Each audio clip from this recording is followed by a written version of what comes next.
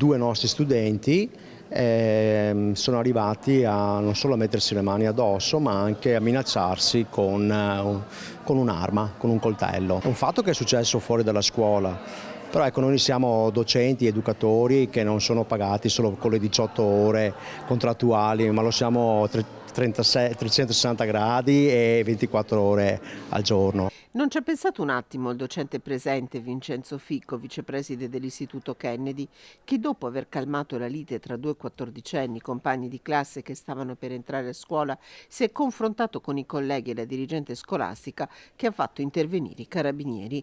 Per il quattordicenne che ha tirato fuori il coltello è scattata la denuncia alla procura dei minori per minacce e porto abusivo d'armi, ma la prossima settimana sarà convocato un consiglio di classe straordinario. Una telefonata, quella ai carabinieri, costata moltissimo ad Antonina Volpe, dirigente dell'istituto. Mi è dispiaciuto tantissimo perché sono dei ragazzini, sono dei nostri alunni, noi abbiamo a cuore tutti, però c'era la necessità di mandare anche questo messaggio, cioè qui lavoriamo seriamente, abbiamo cura di tutti, però ci vuole il rispetto per tutti e la violenza non possiamo accettarla, anche se è fuori dal cancello. I due quattordicenni frequentano la stessa classe, il litigio sarebbe nato per la soffiata fatta da uno dei due al prof di matematica su un'assenza durante il compito.